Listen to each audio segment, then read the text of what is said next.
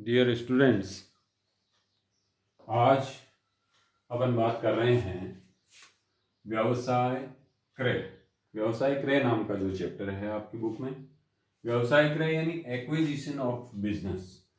Acquisition of business कहें या purchase of business कहें, परचेज ऑफ बिजनेस या एक्विजिशन ऑफ बिजनेस। इस चैप्टर की बात करने से पहले एक महत्वपूर्ण बात आपको बता देता हूं कि आपके लिए ये जितने भी वीडियो लेक्चर रिकॉर्ड किए जा रहे हैं वो सारे के सारे क्लास वाइज अलग से आपको हर समय उपलब्ध हो सकते हैं, बशर्ते कि आप इस YouTube चैनल को सब्सक्राइब कर लें, तो आपके पास एनी टाइम हर एक समय देखने के लिए ये उपलब्ध रहेंगे।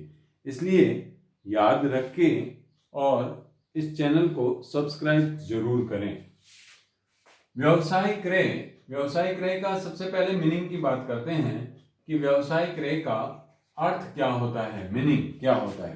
देखिए, अपन ने बहुत संक्षेप में जो लिखा है कि किसी कंपनी द्वारा किसी फर्म या एकल व्यवसायी का चालू व्यवसाय यानी संपत्तियां और दायित्व क्रय करना ही व्यवसाय क्रय कहलाता है।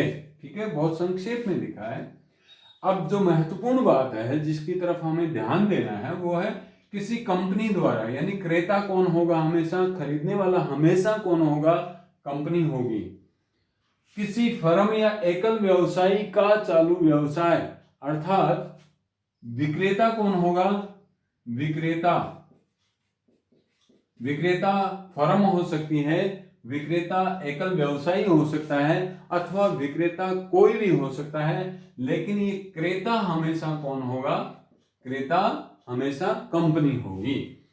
चालू व्यवसाय का क्या तात्पर्य है कि ऐसा व्यवसाय जिसमें संपत्तियां भी है, दायित्व भी है, स्टॉक भी है, माल बेचा भी जा रहा है, माल खरीदा भी जा रहा है, डेटर्स भी है, क्रेडिटर्स भी है। तो ये संपत्तियां और दायित्व जिस व्यवसाय में है उसको हम कह रहे हैं चालू व्यवसाय को खरीद लेता है, तो ये व्यवसाय क्रय करना कहलाता है। अब जब संपत्तियां और दायित्व खरीद लेते हैं तो कई बार हमारे सामने ये बात आती है, ये समस्या आती है कि समस्त संपत्तियां और समस्त दायित्व क्रय किए गए। तो ऐसी स्थिति में हमें ध्यान रखना है कि समस्त यानी सभी संपत्तियां क्रय की गई, लेकिन सभी संपत्तियों को क्रय करने के बावजूद भी कृत्रिम संपत्तियों को खरीदा नहीं जाता है।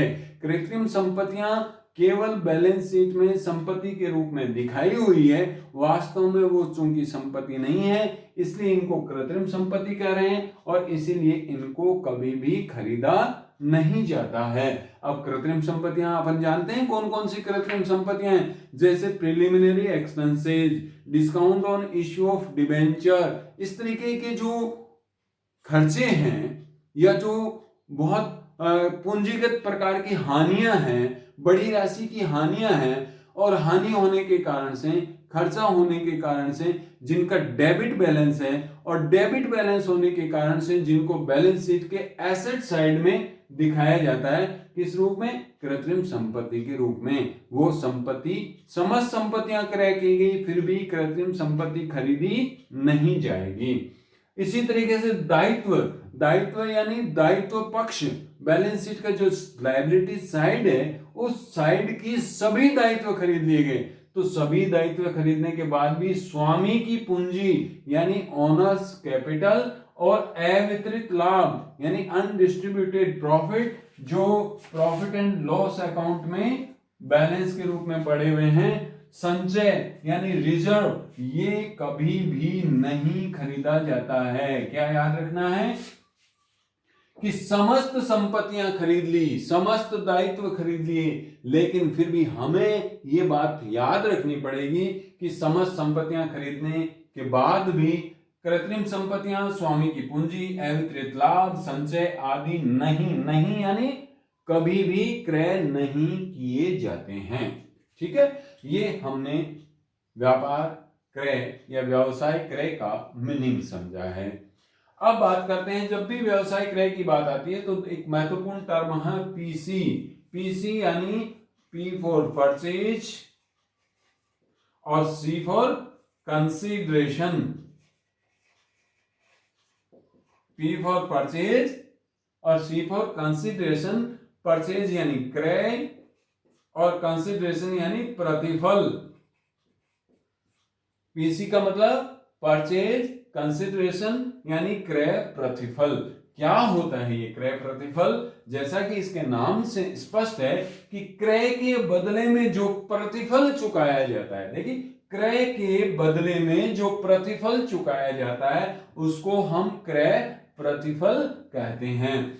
तो क्रेता द्वारा क्रय के बदले में चुकाया जाने वाला जो मूल्य है वो क्रय प्रतिफल कहलाता है। अब ये मूल्य कितना चुकाया जाएगा यानी परचेज कंसिडरेशन की राशि कितनी होगी, ये या तो समझौते के द्वारा निर्धारित है।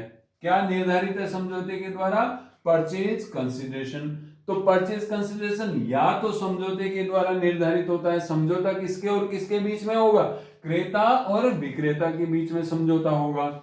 तो या तो समझौते के द्वारा निर्धारित है अथवा नेट एसेट्स जो होती है वो क्रय प्रतिफल मान ली जाती है। कब मान ली जाएगी नेट एसेट्स को? नेट एसेट्स को क्रय प्रतिफल कब मान लेंगे? जबकि हमें समझौते के द्वारा निर्धारित राशि नहीं दी गई है, अर्थात क्रेता और विक्रेता के बीच में समझौते के द्वारा क्रय प्रतिफल का निर्धारण यदि नहीं हुआ है तो ऐसी स्थिति में नेट एसेट्स ही परचेज कंसिडरेशन मानी जाएगी। तो फिर बात आती है कि नेट एसेट्स का क्या मतलब है? नेट एसेट्स यानी शुद्ध संपत्तियां, और शुद्ध संपत्तियों का मतलब होता है हमेशा कि total assets taken minus total liabilities taken, यानी टोटल एसेट्स टेकन, क्रेता कंपनी ने कुल कितनी संपत्तियां ली हैं, जो संपत्तियां ली है वो किस मूल्य पर ली है, उनका कुल मूल्य कितना है। और टोटल लायबिलिटीज टेकन यानी कुल कितने दायित्व लिए हैं, किस मूल्य पर दायित्व लिए हैं, उनका टोटल कितना है। तो टोटल एसेट्स टेकन में से टोटल लायबिलिटीज टेकन को जब हम लेस कर देंगे तो लेस करने के बाद जो बची रहती है वो क्या कहलाती है? Net assets. और नेट एसेट्स परचेज कंसिडरेशन कहलाता है कब? जबकि समझौते में निर्धारित नहीं है। अब यदि आपके पास समझौते के द्वारा निर्धारित किया हुआ परचेज कंसिडरेशन दिया हुआ है और परचेज कंसिडरेशन की राशि दी हुई होने के बावजूद भी हमें क्या करना पड़ेगा? नेट एसेट्स कैलकुलेट करनी पड़ेगी। क्यों कैलकुलेट करनी पड़ेगी? क्योंकि इन दोनों में जो डिफरेंस है वो डिफरेंस वास्तव में होना नहीं चाहिए, लेकिन फिर भी जो डिफरेंस है वो डिफरेंस एक तरह से छिपा हुआ मूल्य है। और वो छिपा हुआ मूल्य क्या कहलाता है? छिपा हुआ मूल्य कहलाता है गुडविल या कैपिटल रिजर्व। गुडविल या कैपिटल रिजर्व क्या, कहां से आया? इन दोनों में डिफरेंस समझौते के द्वारा निर्धारित परचेज कंसिडरेशन की राशि और नेट एसेट्स जो खरीदी है कंपनी ने, उन दोनों का जो अंतर है, डिफरेंस है, वो अंतर या तो गुडविल या कैपिटल रिजर्व कहलाता है। कैपिटल रिजर्व कहलाता है। गुडविल कब होगा? जबकि ये परचेज कंसिडरेशन ज्यादा है। परचेज कंसिडरेशन अधिक यदि है तो जितना अधिक है उतनी गुडविल हो जाएगी, और यदि परचेज कंसिडरेशन कम है तो जितना कम है उतना कैपिटल रिजर्व हो जाएगा। तो अब तक हमने दो बात की, व्यवसाय क्रय का मीनिंग क्या होता है। व्यवसाय क्रय का मीनिंग हमने समझा कि किसी कंपनी के द्वारा किसी फर्म या एकल व्यवसायी के चालू व्यवसाय को अर्थात उसकी संपत्तियों और दायित्वों को क्रय कर लेना व्यवसाय क्रय करना कहलाता है। दूसरा हमने सीखा परचेज कंसिडरेशन यानी पीसी अर्थात क्रय के बदले में चुकाया जाने वाला प्रतिफल क्रय प्रतिफल कहलाता है। अब यदि क्रय प्रतिफल हमें पहले से दिया हुआ है तो नेट एसेट्स और क्रय प्रतिफल दोनों में तुलना करके ये देखेंगे कि यदि क्रय प्रतिफल की राशि अधिक है तो आधी की राशि गुडविल कहलाती है, और ये जो गुडविल आ रही है उसी को हम कॉस्ट ऑफ कंट्रोल भी कहते हैं।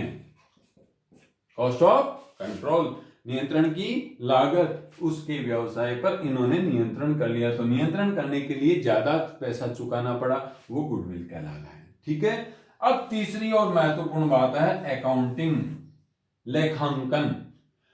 याद रखना, हमें केवल लेखांकन यहां पर केवल क्रेता कंपनी की पुस्तकों में करना है। क्रेता कंपनी को दो काम करने, एक तो व्यवसाय खरीदना है और दूसरा क्रय प्रतिफल का भुगतान करना। ये दो काम, एक तो व्यवसाय का क्रय करना और दूसरा उसका क्रय प्रतिफल चुकाना। तो व्यवसाय खरीदने के लिए, व्यवसाय क्रय करने के लिए हमने पहले ही सीखा कि इस व्यवसाय क्रय करने का मतलब संपत्तियां खरीदना और दायित्व खरीदना। तो जितनी भी संपत्तियां खरीदी जा रही हैं उन सबको डेबिट कर देगी कंपनी खरीदने पर, अलग अलग नाम से। जैसे बिल्डिंग खरीदी तो building account debit, furniture account debit, plant account debit, stock account debit, जितनी भी संपत्तियां उन सबके अलग अलग खाते डेबिट कर देंगे। सामने मूल्य, जिस मूल्य पर खरीदा जा रहा है, विक्रेता यानी व्यवसायी या फर्म के चिट्ठे में वो संपत्ति कितने मूल्य पर दिखाई हुई है ये कहीं भी महत्वपूर्ण नहीं है। यहां एंट्री किस मूल्य पर करेंगे, जिस मूल्य पर खरीदा है। यदि क्वेश्चन में दे दे कि पुस्तक मूल्य पर खरीदा है तो बैलेंस शीट वाला मूल्य ले लेंगे। तो जितनी संपत्तियां खरीदी, ये संपत्तियां, कृत्रिम संपत्तियों को नहीं लेना है, कृत्रिम संपत्तियों को छोड़कर के जितनी संपत्तियां खरीदी उन सबको डेबिट कर देंगे, जितने दायित्व खरीदे उन सबको क्रेडिट कर देंगे अलग अलग नाम से। टू लायबिलिटीज, यानी यहां क्या लिखेंगे हम, to creditor account, to bill payable account, to loan account, जो भी हैं उन सब दायित्वों को किस मूल्य पर, जिस मूल्य पर खरीदा गया है। टू वेंडर अकाउंट, वेंडर विक्रेता का खाता, विक्रेता का खाता किस राशि से क्रेडिट करेंगे, पीसी की राशि से, यानी क्रय प्रतिफल की राशि से।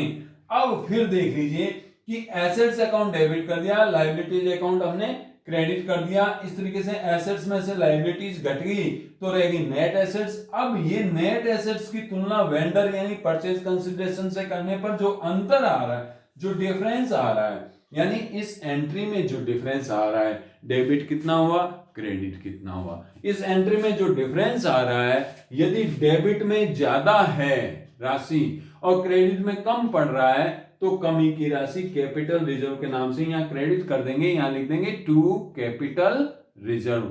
और यदि क्रेडिट का अमाउंट ज्यादा आ रहा है, डेबिट में कम पड़ रहा है, तो डेबिट में लिख देंगे गुडविल अकाउंट डेबिट। ठीक है, तो ये तो हो गई व्यवसाय क्रय करने की एंट्री।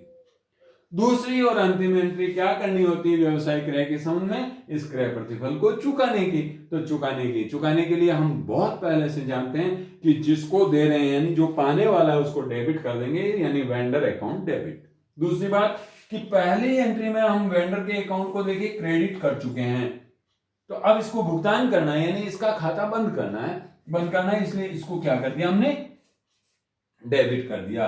तो vendor account debit, to equity share capital, to preference share capital, to debenture, to bank, ये क्या है, ये भुगतान का तरीका है, भुगतान की विधि है कि जिस तरीके से इनको भुगतान कर रहे हैं। इक्विटी शेयर में पेमेंट कर रहे हैं तो vendor account debit to equity share capital. अच्छा, यदि इक्विटी शेयर अंकित मूल्य से अधिक मूल्य पर इशू किए जा रहे हैं या कम मूल्य पर इशू किए जा रहे हैं तो सिक्योरिटी प्रीमियम या डिस्काउंट का खाता भी आ जाएगा। सिक्योरिटी प्रीमियम अकाउंट हमेशा क्रेडिट होता है और डिवेंचर हम discount on issue of share हमेशा क्या हो जाएगा, डेबिट हो जाएगा। यदि नगद दे रहे हैं तो टू बैंक, डिवेंचर के रूप में ऋण पत्रों के रूप में भुगतान कर रहे हैं तो टू डिवेंचर, प्रेफरेंस शेयर के रूप में भुगतान कर रहे हैं तो टू प्रेफरेंस शेयर। तो इस तरीके से भुगतान की एंट्री कर देंगे और ये हमारा व्यावसायिक क्रय का जो सामान्य कार्य है वो पूर्ण हो जाएगा। दोनों एंट्रियां करने के बाद लेखांकन कार्य पूरा हो जाएगा। ये हमारा व्यापार क्रय के लिए पहला लेक्चर है। दूसरे लेक्चर में हम इस चैप्टर को आगे बढ़ाएंगे और तीसरे लेक्चर में इस चैप्टर को फिनिश करेंगे। तो यदि हम व्यवसाय क्रय का संपूर्ण पूरा चैप्टर यदि पढ़ना चाहते हैं, सीखना चाहते हैं, समझना चाहते हैं, तो ये तीनों लेक्चर एक साथ में आप देख सकते हैं और ये चैप्टर पूरा कर सकते हैं। दूसरी बात कि यदि चैनल को सब्सक्राइब कर देंगे तो सब्सक्राइब करने के बाद आपको ये चैप्टर नहीं, इससे पहले भी जितने चैप्टर हैं वो सारे के सारे एक साथ एक जगह मिल जाएंगे।